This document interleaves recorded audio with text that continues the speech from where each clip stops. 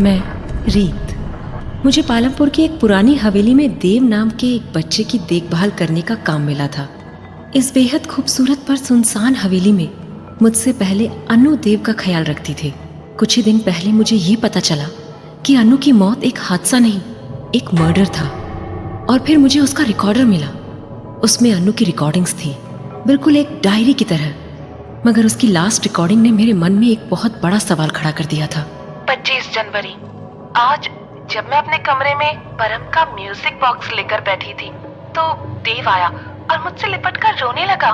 मुझे लगा वो परम की मौत से दुखी है, पर जब उसने कहा आई एम सॉरी दीदी, मैंने जानबूझकर कुछ भी नहीं किया, तो मुझे अंदाजा हो गया कि बात कुछ और है। देव ने मुझे जो बताया उस पर यकीन करना मुश्किल था, पर मैं जानती हूँ कि देव मुझसे झूठ नहीं बोलेगा। आखिर क्या बताया होगा देव ने अनु को जिस पर उसे यकीन नहीं हो रहा था। ये क्या आवाज है? ये तो रिकॉर्डर से आ रही है, पर रिकॉर्डर तो मैंने ऑफ किया था। ये अपने आप कैसे ऑन हो गया? अरे इसमें तो और रिकॉर्डिंग्स हैं। काश इसमें अनु ने पूरी बात बताई हो। सुनती हूँ, शायद पता चल जाए। 25 जनवरी, आज देव ने मुझे बताया कि उस रात सबके सोने के बाद परम देव को लेक के पास वाले मकान पर ले गया। देव को ऐसे चुपचाप निकल कर जाना एक गेम जैसा लग रहा था, पर मकान में जाकर परम शराब पीने लगा। थोड़ी देर बाद उसने सिगरेट जलाई और देव को ट्राई करने को कहा। देव ने मना किया तो परम उसे फोर्स करने लगा। देव ने बताया कि वो मकान से नीचे की ओर भागने लगा, लेकिन परम उसे रोकने के लिए उसके पीछे आया। तभी परम का बैलेंस बिगड़ गया और वो... मैं देव को दोष नहीं देती। काश परम पर मिस्टर बेदी से बदला लेने की धुन सवार ना होती। काश वो देव को उस रात अपने साथ नहीं ले जाता। आखिर ये राज मुझे पता चल ही गया कि परम की बॉडी सबसे पहले देव ने कैसे देख ली। बेचारा देव, परम की मौत में उसकी कोई गलती थी ही नहीं। पर अनु की मौत कैसे हुई? वो बेचारी तो सिर्फ देव की देखभाल करने यहाँ आई थी। हो सकता है कि आगे की रिकॉर्डिंग्स में कुछ पता चल जाए। 27 जनवरी, आज मिसेस पल्ला 4-5 दिन के लिए अपने घर चले गए। देव परम को बहुत मिस कर रहा है। आज कुछ बहुत अजीब हुआ। मैंने देव को उसके कमरे में किसी से बात करते हुए सुना। मुझे लगा कि उसके अंकल मिस्टर बेदी हैं, पर वो तो दूसरे कमरे में थे। मैंने धीरे से दरवाजा खोला तो देखा वहाँ कोई नहीं था। जब मैंने देव से पूछा तो उसने कहा कि वो परम से बात कर रहा था और वो उसी कमरे में है, हमारी बातें सुन सकता है। मुझे लगा ये उसकी इमेजिनेशन होगी और मैंने बात टाल दी। परम वैसे तो यहाँ का केयर टेकर था, पर सबको डरा के रखता था और मरने के बाद भी डरा रहा है। पता नहीं आगे उसने और क्या क्या किया। 28 जनवरी, कुछ बहुत गलत हो रहा है इस हवेली में। आज जब देव ने जिद पकड़ ली कि उसे खेलना है, पढ़ाई नहीं करनी, तो मैंने उसे एक प्रॉमिस करने को कहा कि वो कल से ऐसा नहीं करेगा। फिर देव ने उसने ये कहा कि प्रॉमिस तो किसी और ने भी किया था कि इस जन्म में तुम मेरे अलावा किसी और की नहीं हो सकती। देव ने परम की तरह एक हाथ अपनी पॉकेट में भी डाल रखा था। मैं यकीन के साथ कह सकती हूँ कि वो देव नहीं था, वो परम था। मैं इतना डर गई कि मैं वहां से भागकर अपने रूम में चली गई। मुझे समझ आ गया था कि देव परम के काबू में है। वो देव के शरीर को अपना बना सकता है।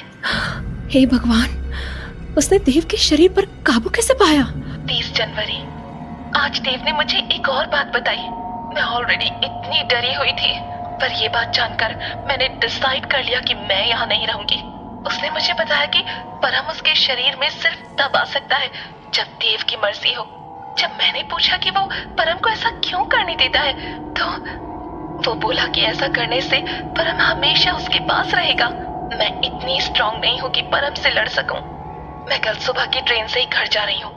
देव ने मुझसे रिक्वेस्ट किया है कि आज रात हम छत पर तारे देखने जाएं। जाने से पहले उसकी इतनी छोटी सी ख्वाहिश तो पूरी कर ही सकती हूँ। परम ने उस बच्चे की जरूरत का फायदा उठाया है, लेकिन किस हद तक? ओह नो, ये तो आखिरी रिकॉर्डिंग थी। ओए रीत पुत्र, आजा, खाना खा ले। हाँ, आई मिसेस भल्ला। भूख तो मुझे बहुत लगी थी, पर सबसे पहले मैं मिसेस भल्ला को ये बताना चाहती थी कि अनु की रिकॉर्डिंग्स में मैंने क्या सुना। अनु की रिकॉर्डिंग से मुझे जो कुछ पता चला था, खाना खाते खाते मैंने सब कुछ मिसेस भल्ला को बता दिया। बेचारी अन्नू, अगर उस वक्त मैं ਇੱਥੇ ही होती तो मैनू बताती ये सब।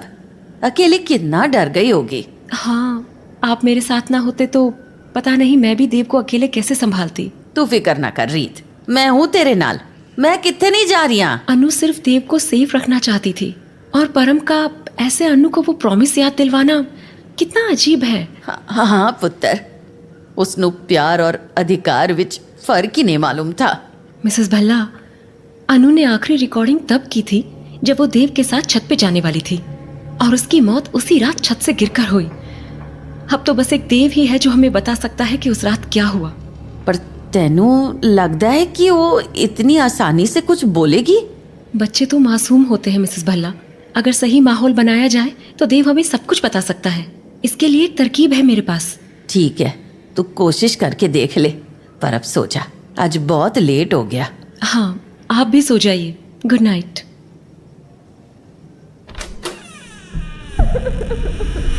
ये रोने की आवाज, ये तो इसी रूम से आ रही है। कौन है यहाँ अंधेरे में कोई बैठा है। कौन है वहाँ? बोलो कुछ। कौन है वहाँ? अन्नू, ये टेबल पर सर झुकाकर ऐसे क्यों रो रही है? मुझसे क्या चाहिए इसको? कुछ बोलती क्यों नहीं? अनु को वहां देखकर मैं शॉक में चली गई। आखिर ये रूम भी उसी का था। मेरी चीख सुनकर मिसेस भल्ला वहां भागे भागे चली आई, पर उन्होंने जैसे ही लाइट ऑन की, उस रूम में मेरे और मिसेस भल्ला के अलावा कोई और नहीं था। पुत्र की हो गया? मैनू चीखण दी आवाज आई। कहाँ गई वो? अभी तो यही थी। कौन था यहाँ रीत? कुछ बताएगी? अन्नू, मिसेस भल्ला, अन्नू थी यहाँ। उस चेयर पर बैठी थी। ये टेबल पर क्या है? पानी? नहीं, ये आंसू हैं और आंसुओं से कुछ लिखा हुआ लग रहा है यहाँ। उससे बचा लो। किसे बचाने के लिए बोल रही है? हाँ पुत्र, ये तो वही लिखा है, पर किसको बचाने को बोल रही है वो? पता नहीं, शायद देव। सुन, जो होया है बड़ा हैरानजनक है, पर जाग कर सोचण नाल कुछ हासिल नहीं होवेगा। तू इत्ते अकेले सो सकेगी? कोशिश करूंगी मिसेस भल्ला। सवेरे नवे दिमाग नाल सोचेंगे तो और भी समझ आएगा। हाँ, ठीक है। Good night Mrs Bhalla. Good night पुत्र। कैसे सोऊं अब? ठीक मेरे सामने बैठी थी अनु। क्यों रो रही थी वो?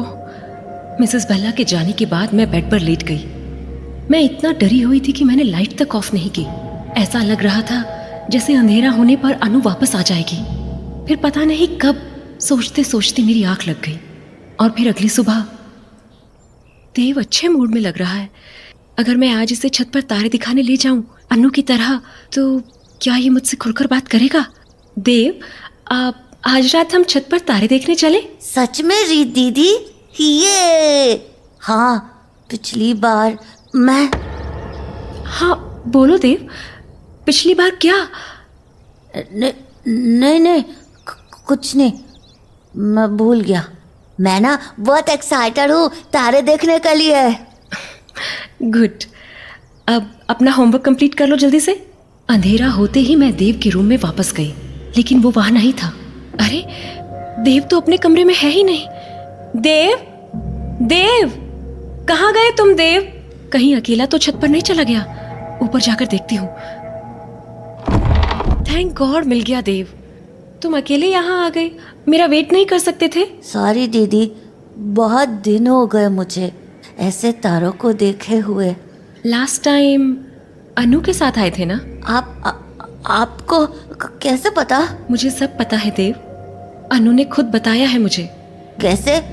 अनु दीदी तो मर गई। देखो देव, अब तुम मुझसे सच बोल सकते हो। हम दोनों जानते हैं कि परम और अनु जिंदा ना होते हुए भी यहाँ मौजूद हैं। हाँ, परम अंकल है, पर अनु दीदी वो कहाँ है? मैंने उन्हें कभी नहीं देखा। ये तो बड़ी अजीब बात है कि देव अनु को नहीं देख सकता। इसका मतलब उस दिन लेक के पास भी सिर्फ मैंने ही अनु को देखा, देव ने नहीं। शायद इसीलिए अनु मेरी मदद चाहती है। देव, मैं जानती हूँ कि तुम्हें अपने परम अंकल बहुत अच्छे लगते हैं, पर ये सब इतना सिंपल नहीं है।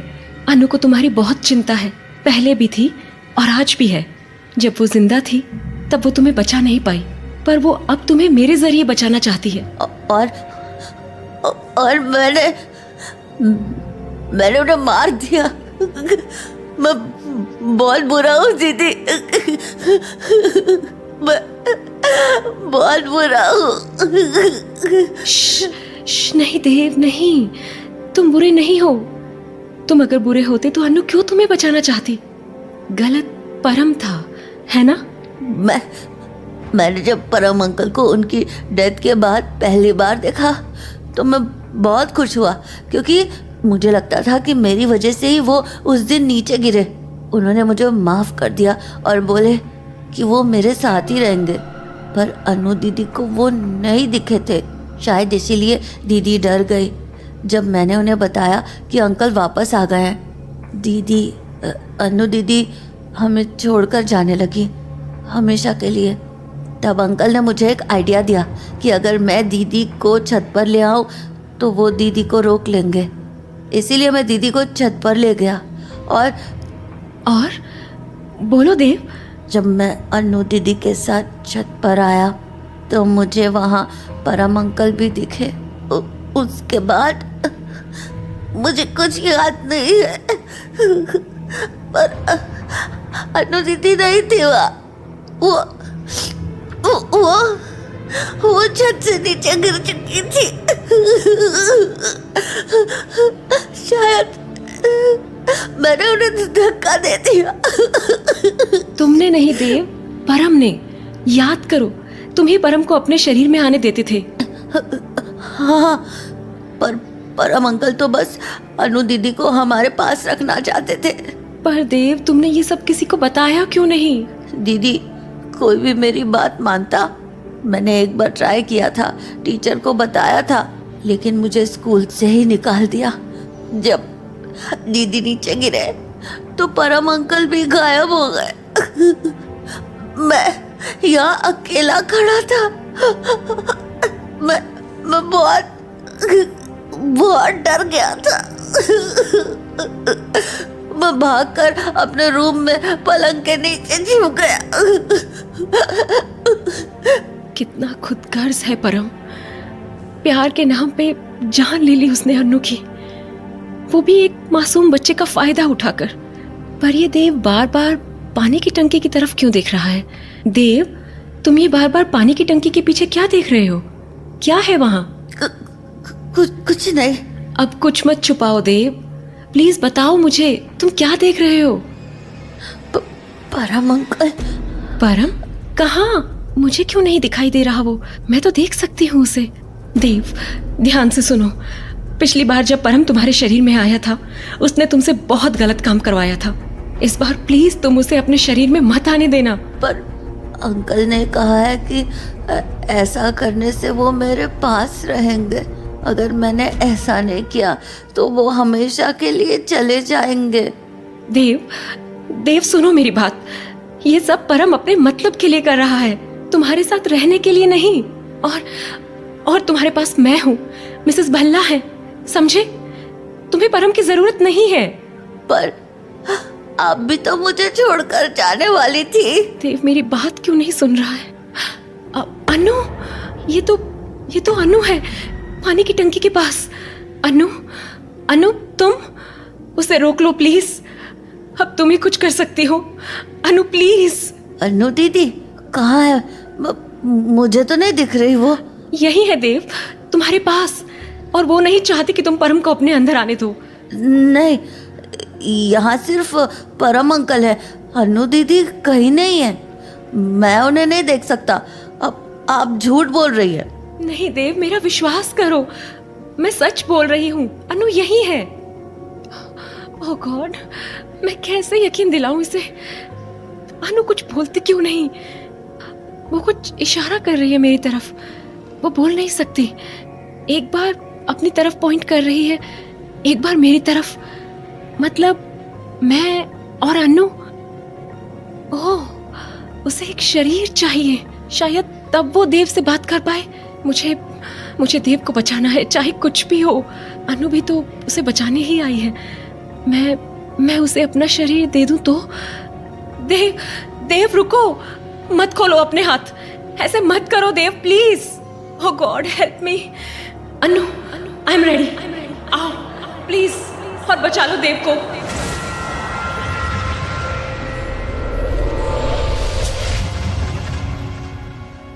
Hello Dev, thank you so much, तुम बहुत स्मार्ट हो। रीत उठ जा पुत्र, देख सुबह होगी, आज बड़ी देर हो गई तुझे। बस उठ गई मिसेस भल्ला। की गल हुई? अज ना तू उठी ना देव, इस वास्ते देखण आई मैं तेनू। सब चंगा? एकदम चंगा मिसेस भल्ला। आप चलिए, आज मैं देव को खुद उठा कर लाती हूँ। चल ठीक है, जल्दी आना दोनों।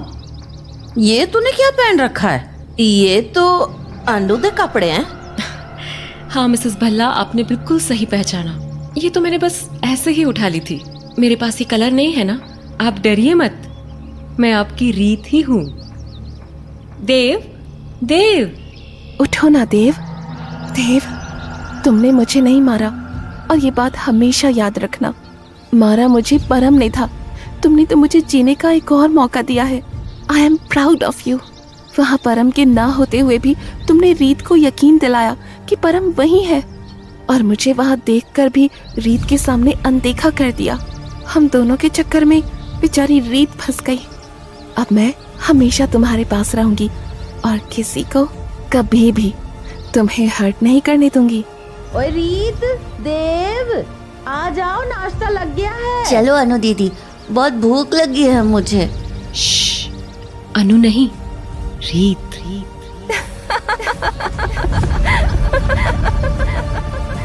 उस रात के बाद जब रीत ने अन्नू को अपने शरीर में आने दिया, वो कभी नहीं सोई और न कभी जागी। उससे उसके जीने का हक भी छीन लिया गया था। न उसके पास अपना शरीर था और न ही सांसें। रीत को तो ये लगा था कि वो देव की मदद कर रही है, पर जब तक वो ये समझ पाती कि देव के मन में क्या है, बहुत देर हो चुकी थी। देव की मदद तो उसने जरूर की थी, पर एक ऐसे अंजाम के लिए जो वो अपने जीते जी कभी न चाहती। अपनी अनु दीदी के अलावा देव को किसी और की जरूरत नहीं थी, और अब वो उसे वापस मिल चुकी थी रीत के शरीर में।